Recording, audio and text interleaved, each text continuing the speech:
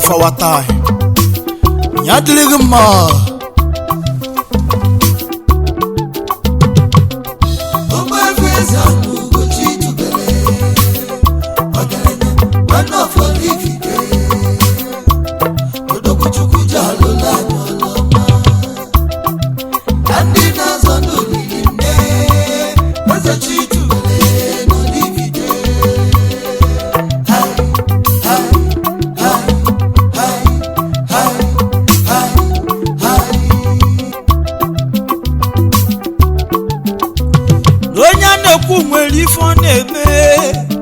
Maka mwasamru dike namba kamulibe yo Onkwa gosi me Odogwa lifite chidebube na meke ne ineku No yadiri hima ogalanya Mwaka no wanine neku makagi Mwaka no aluama yina nkuzigi Echezuku wanine Onkwa gosi me Ugochitu vele no lifite Ogwe Eze-Ana diketerete Odogwa muru bebe Dika muru no biogalanya Ina nonum Okwakosi me Odogwu chukwu nyela mamihe puliche na nigbo banyi Ugochitu vele no lifite Nandi zogolundu kalila kali Oji nkuzi emogo Ugochitu bele no lifite Ogaranya Kedu onye ga-eme ka isi eme Dika na aboku ọza Ugochitu bele Ogaranya obi ọcha Ugochitu bele Nyegola kalila kali na di aguta fonu na nigbo banyi uwa nine nekwu maka gi no bulile ebe kwedike ogwe Eze-Ana no lifite bia yiri mu negwu anamma nke ige mere mo ka ndi na-esi ngo we kwele no bulile ogwe Eze-Ana Ugochitu bele akani jova Wonderful leaf in the Mangwabia.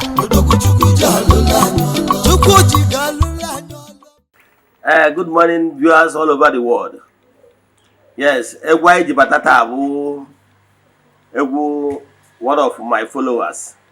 Very easy. I draw my way. Money happen on the Macada one day. I drop all the Eguna na my WhatsApp. As I appreciate na nkuzi anya na akuzi ụbọchị ọbụla na social media yana na eziokwu TV. So mbụ na anyị kelere ya. So that is that. Amara m ya mfi anụ ụzọ kịta amara m ya. Yes. So mana anyị na-ekene ya. O gosi na o nwere ndị na-eme appreciate our effort, daily effort. Efu na nkuzi ọdịnala Igbo agbasalụ wee nye mbado. Nwanna ana m ekene gị. Ofu onye kwa na nnobi. Ekene.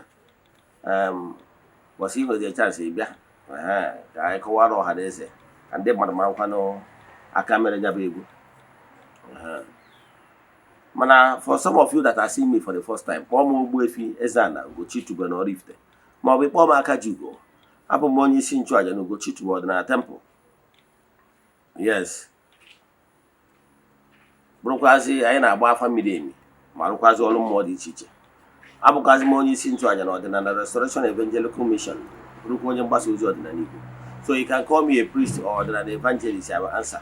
My mission is to help people live better life. N'ụbọchị taa n'oge awa nke eziokwu isiokwu anyị ji wee bịa bụ family liberation and family spirit alignment. Ọ nkuzi dara ụda family liberation and family spirit alignment. But before we dive into today's lecture, important announcement.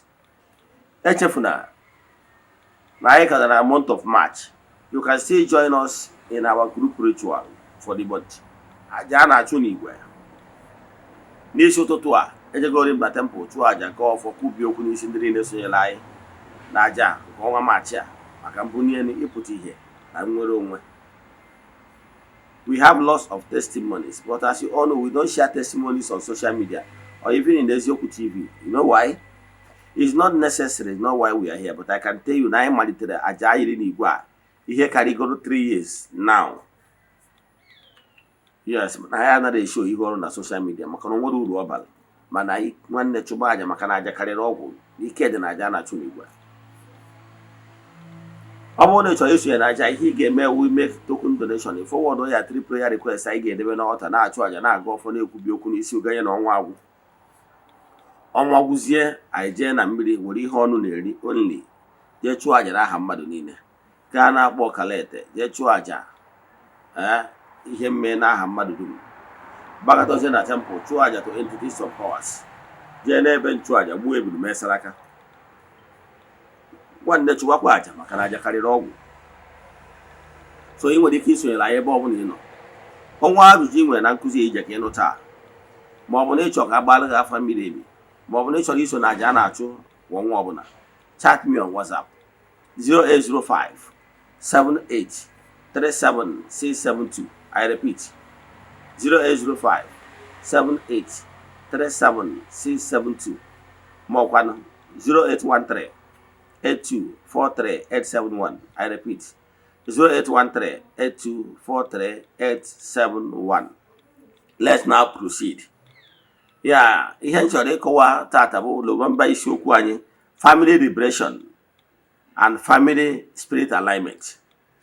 Ọ kpụrụgbu okwu na-abụ ka anyị ji beta etu mmadụ ga-esi wee nwere onwe ya site na mmetọ emetọlụ ihe ọdịnala dị na be nne ya mgbe gburugburu. That is how to make restoration, reparation and restitution. Very important. And etu ị ga-esi wee mee udo n'etiti mmụọ n'ebe nna gị, ihe unu ji dị ebube, so that you will not lose yourself in search of yourself.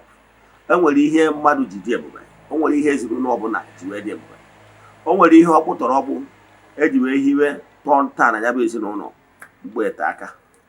So pay attention to this lecture. Believe in me, you will learn a lot. Now, let's proceed. Isiokwu anyị n'ụbọchị tata bụ etu mmadụ ga-esi wee liberate family ya from any negative entanglement. Yes. Enwere ọtụtụ ngwuru dị iche iche nwere entanglement ha antangle onwefa. O nwere ike entanglement ya ka ubi na nya bụ family mebiri altar ejibe ehibe nya bụ ngwu. O nwere ike ọ bụ na nya bụ onye mebiri altar ejibe ehibe nya bụ ngwu. O nwere ike ọ bụ na onye a emebiri altar ejibe nya bụ ngwu, maybe no ngwuru be nne ya. Enwere ike ọ bụ n'ebe na ya bụ ngwuru maka na obodo ọbụla na family ọbụla nwere ihe nya bụ family ji dị ebube. Ụfọdụ mebiri obi, ụfọdụ mebiri aquarium, ụfọdụ mebiri obi na be nne ya, ma ọ bụ mmụọ eji dokwa anya bụ ngwuru. Akụwago m ya, I have said it times without number in my previous lectures. Na mgbe gburugburu ana m agwa gị ihe melo thousands of years ago. Na mgbe awa na enwere ọgbụgba ndụ, that is family si ọbụla enwere ihe dịka police. Ihe nwere mgbe a bụ survival of the fittest. So some family, in order to protect themselves, ji aka ha nwee ọgbụgba ndụ weta ụmụ mmụọ for protection. Kwezi ụmụ mmụọ nkwa ife ha ya emere ụmụ mmụọ. Ụfọdụ kpọtụrụ entities of powers na their families for protection. So mgbe emesiziri ụmụ ihe ndị a, ha adahakwe nkwa na ha na ezinụlọ ha ga na keep their own part of the bargain. Elotara m mgbe a bịara na n'ọnụkụ anyị, our own clan, in our own clan. O wee bụrụ na mmụọ dị na be our own clan bụ na if I become the oldest man in my clan, I will be the chief priest. Now, o nwere mgbe e nwere the last Eze-Ana nọ there. O wee bụrụ na the man passed on, that mmụọ anwa okwu mmụọ a wee kwụrụ agbọ between ihe dịka 8 to 10 years. Mmụọ wee na-ewe iwe wee na-asị ọ bụrụ na anyị nwa bụ ndị ọ dịrị nwe ya bụ mmụọ na anyị adịrọzi interested imedo ya bụ mmụọ, anyị bụ n'anya ka o jebere onwe ka anyị jebere onwe anyị, na ya bụ mmụọ na-alụ ihe a si ya lụọ from mgbe ete aka mgbe nna anyị ha, na ya bụ mmụọ bụ mmụọ eji wee nụọ ọgụ maka nchekwa. O wee sị na our clan anyị bụ ndị ọ dịrị imedo ya bụ mmụọ, anyị na-anya na ọnwụ ike adịrọba anyị, na ọnwụ ike adịrọba anyị, na enwere onye ya abụ ịnọkọta etu a esi na anyị nwa bụ ndị ime nne ndị ọ dịrị imedo ya bụ mmụọ, na o nwere onye na-eje n'ụzọ nwa accident ma ọ gbabiri nwụọ, na onwero na ọnwụ ike abụrụ awa till date at my age. Onwebụrụ onye ọbụla bụ onye my clan ndị mmụọ a dịrị iji gosi na mmụọ dịrị, there is power. Onwebụrụ onye my clan nwụrụ ọnwụ ike ma ọ bụ nwụrụ ọnwụ asị na ọ na-aga n'ụzọ nwa. Ịma ihe bụ ọnwụ ike, ma ihe bụ ọnwụ ike. Let me explain so that you understand ihe bụ ọnwụ ike. Ọnwụ ike is ọnwa a mmadụ nwụrụ n'ụtụtụ ọ na-apụ ọ sị ndị bie ka nje Ọka ka nje Enugu na nna abịa ihe a mụ na akpala mbatazie ka anyị kpatọpụ ihe gbasara ya, onye a pụọ n'ụzọ nwụrụ, onye ọnwụ ike. Ịghọtara ya? Achọrọ ka m define gị what is sudden death. Sudden death abụrụ onye yabara ahụ ya ahụ for years, ebugharị ya n'ụlọ ọgwụ megide ike gwụ ya, ọsọ na ike agwụkwana ya, na ọgakwana mma na ya hapụrụ ụlọ gara ịdaghafusi ego. Ịghọtara ya? Ka awụ ọnwụ onye yara ahụ nwụrụ onwe. Mana ọnwụ ike bụ ọnwụ onye anwasịrị ka nje wata fuel na a na-achọ ịgba bọọlụ ma iyo ọ pụọ n'ụzọ moto ji ama onye nwụrụ. So that is the thing. Na ọ bụrụ na ya dụrọ ready imerụ ihe dị na ya, anyị bụ na ya. Finally emechakwaziri onye ọ dịrị wee banye na ya bụ mmụọ. Mana ihe na-achọ ịkọwalụ gị bụ na enwere ọgbụgba ndụ dị iche iche ndị nna nna gị ha debelụ na ngwuru eji chekwa anya bụ ngwuru ka mmakwa atụ ọzọ. Enwere famili ọ ga-abụ ọpụta ọ bụrụ na enwere ọmụmụ na adịghị enwe ọmụmụ na nyawo famili, amụọ amụgudozie adịghị enwe ọmụmụ, the family adịghị multiply. Ndị nna nna wee sị wee hibe ihe a na-akpọ akwari ọmụmụ. That is mmụọ na-afụ gbasara multiplication of ọmụmụ, multiplication of akụ na ụba. Ịghọtara ya? So ihe na-achọ ịgwa gị, before you destroy those aquarium, ask yourself one question. Kedu ihe ndị nna nna gị ha ji wee hibe ya bụ aquarium? Maka ihe na o nwere ike ụnụ adịghị multiply etu o kwesịrị, ha wee hibie for multiplication. Before you destroy it, have you asked yourself the solution ị nwere ike iweta in a case where you destroy that old agreement, entered in peace with your ancestors and ụmụ mmụọ? Then, do you have any solution to it? If ya bụ ihe enyi na enyi gbagbuo ihe na ana ọkwụsị inye nsogbu mgbe o senitere again, do you have any solution to it? There is some family that has ọnwụ ike. Ọnwụ ndị ga-asị gị na every year na ha na-eni mmadụ. Every year somebody must buy. Every year somebody must buy.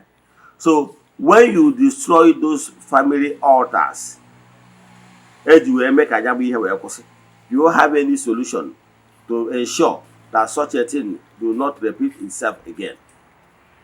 So some families brought some calamities upon themselves, some brought nemesis upon themselves by going against those natural altars eji wee hibe nya bụ families ifuru ya.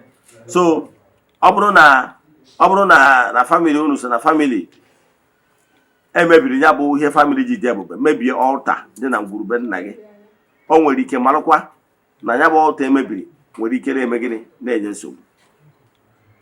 Ụfọdụ jeziri jee kpọta ofu ofeke ọbịa na-eme gịnị, bịazie mebisie ihe niile anwa those altars. Nke bụ eziokwu bụ na if you are not interested in benefit that comes from each altar dị na be nna gị, you can abandon them and go your way. Nobody is holding you. But destroying it can bring repercussion. So some of those families bụ na ụfọdụ obi think ya na because of no nwere ihe na-esenite na-enye nsogbu na family, had decided instead of ha ime udo wee restore ihe nyabụ family ji dị ebube, ihe ha meziri bụ ịbịa na-eme gịnị, na-emebisi those things family ji dị ebube, and mgbe ha mebiziri ya onyebe nsogbu. Ụfọdụ uche na family liberation bụ ije kpọọ ofu ofeke ọbịa na-efekasị nnu, na-efekasị mmiri, mebisia obi, mebisia ihe family, gbaa ọfụ ọkụ. By so doing, you are not liberating yourself. All he mere, you tangle yourself more, because that is not what you need.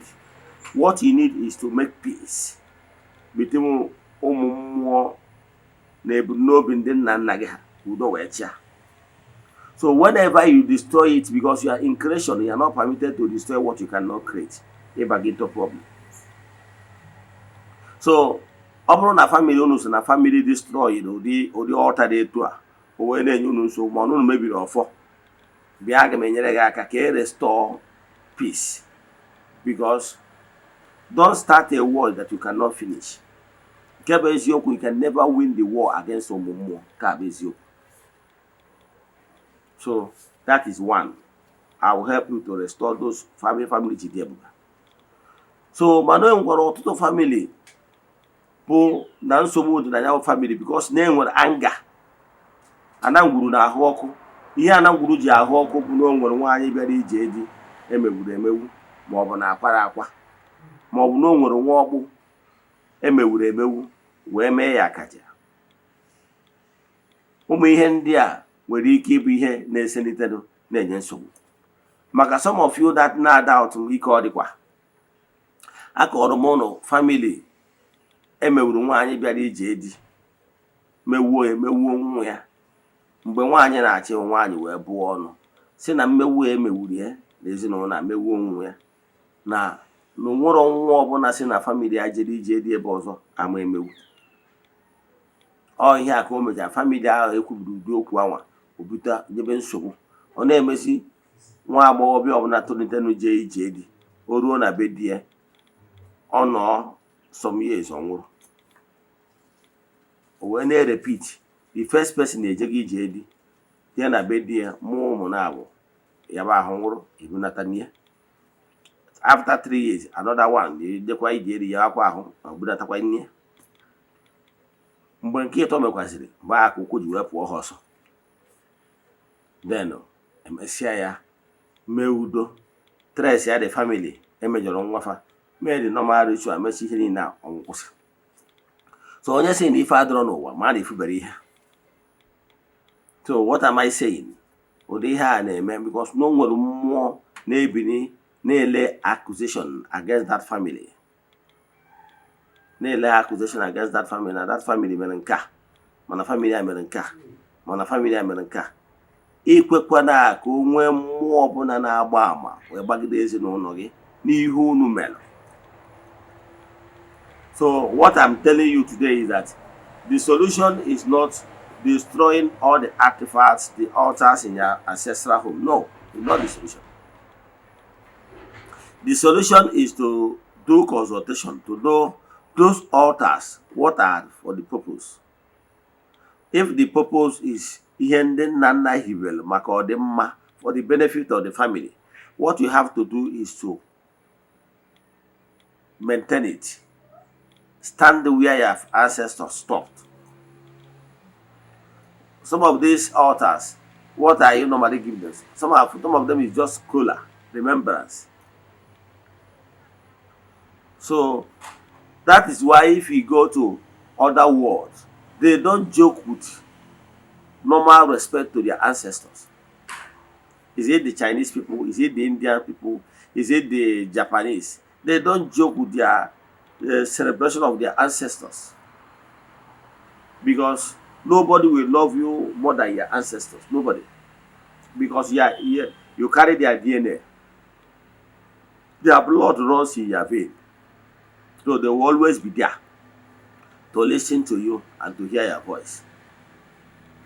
So whenever you discover yourself, be at peace, make peace with more your spiritual associates, more dependent, because in ihe na-esi na nke onye akarịa. Stop this destruction maka na igwe bụ ike. The more you build more bonds, the more you build personal relation with your spiritual forces, the stronger you become. But by the time you castigate your spiritual forces, you made yourself enemy to your ancestors, you are depriving yourself lots of things, because you is minusing. When you are making yourself their enemy, you minus those forces that are supposed to be with you, and you become stronger. And it's your loss. So know today and know peace that what you need is to begin to make peace with your ancestral forces for your own good. I remember when I was ignorant, I made myself enemy to my ancestors, and I received bulala for that one. You know why? Let me give you an example, and I know some of you are normally make similar mistakes. There was a time when and things become so tough. That time, I was like kind of being stagnant. Whatever I have, if it does not finish, another one will not come. So that time, if they give me message, they will keep telling me that what is happening to me is from my roots. So I thought that time that it is wise for me to disassociate myself from my roots. But I was wrong. I was wrong. Because that what is looking for my attention is my root. It's a simple thing. What I would have done that time is to come to my root, make appeasement, be on good record with my ancestors, and they will stand by me, and I will be great in life. But I did not see it in that angle. I was seeing it in the angle of most of you, the Christians, the way you want to see things. I thought is what I can do, disassociate myself from my root by kabashing, and so on and so forth. But it's not all about kabashing, abido shaker, and abracadabra. No. Don't start fight you cannot finish. Believe in me, you cannot be able to win war against Umumu because they lose nothing. You are the one that will lose. So I did all those things. You know all those things, you mentioned them. Calling upon the so-called following day for family prayers, family liberation, family this, always always nothing. I couldn't win. To the extent, I'm giving you my life story, what happened to me. At a stage, I said, okay, I don't want to have anything to do with my ancestors. You know what I did? I disassociated myself with my surname. Yes, I rejected my surname, thinking that it's from surname. Likewise, some of you normally do it. I know a popular pastor. If I mention his name, you know him. They are from Omonia side. Their surname is Nweke. Their surname is Nweke. But for them, they said they will no longer answer Nweke. Instead, Nwachuku. I just cited this example. I know some of you rejected the same thing. But I can tell you, it's not from it. So, like my own, I rejected the name Gabada Nobrunda Hausa totally. I stopped putting my surname in my name. Instead, I use English name. So I thought that if I do it, I would no longer have anything in connection with my ancestors or ancestral roots. But I was wrong. The same thing you are doing. You see somebody that his name is Emmanuel. He said his name is Emmanuel James. With Emmanuel James, do you know whether is Igbo man or Calabar man? You are losing your identity. That is what we did during those days of our ignorance. And I can tell you, dropping your surname is not solution to your problem. I have been there. Today, as I speak to you, all that we have lost in the past have been restored. Because I went back and dust my surname back and take it back. And began to align myself with my root. Believe in me, and all the things we lost in the past was restored, because my family are not supposed to be the poor. Yes, because we were never poor.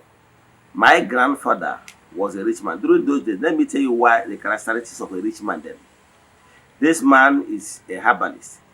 He's a pound up wine tapper. No, even only being a up wine tapper that time gives money. Even till today. And he's also title holder.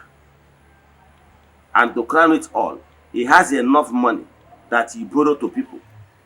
You know, those days they don't normally sell land outrightly. They give you money, he gives somebody money, person gives you land.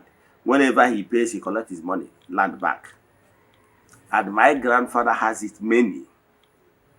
And I remember some people collected theirs in my own present when I have already grown. So what am I saying in essence? Now, the family was successful. But when we lost everything, destroyed the family of all, destroyed everything, we became poor. Yes, we became poor. We lost everything. We became poor to the extent that the poor call us poor.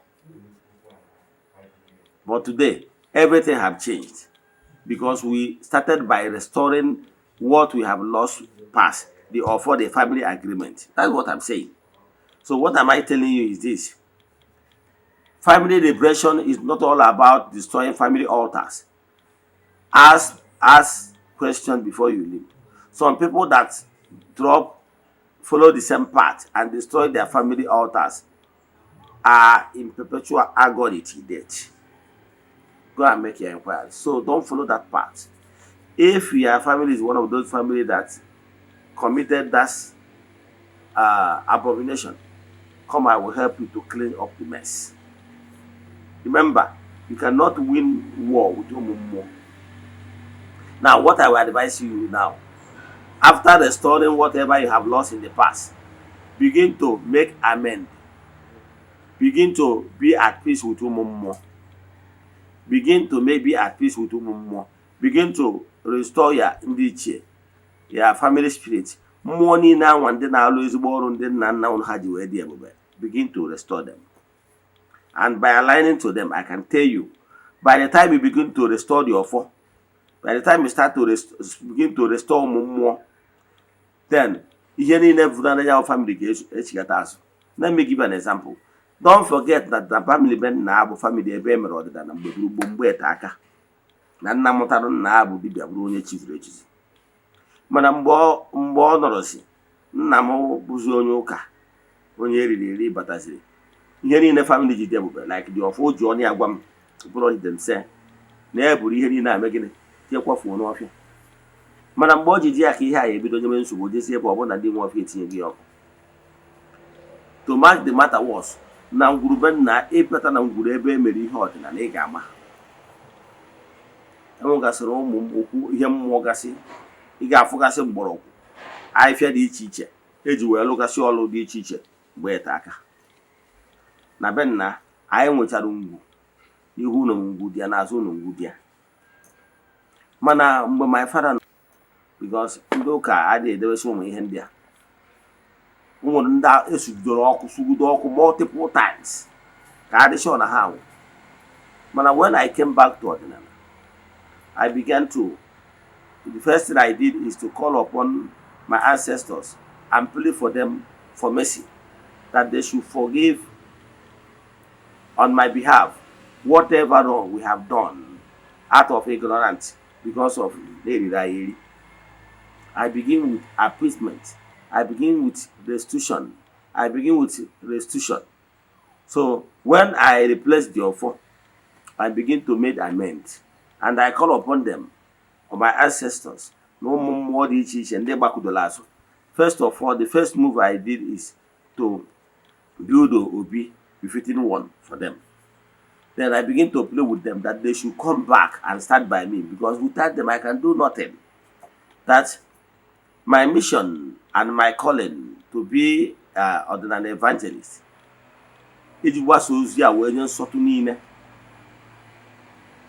Yes, I took it very serious because that is my calling. My calling is to be a priest and not an evangelist. And I stood by that till date. That is why I was the first person that opened Ọdịnala channel known as Eze-Ana TV. You can go and verify. I built Eze-Ana. Yes, to the glory of the gods. And I told them, all the gods that once left, they should start coming back. That I'm here to restore what we have lost.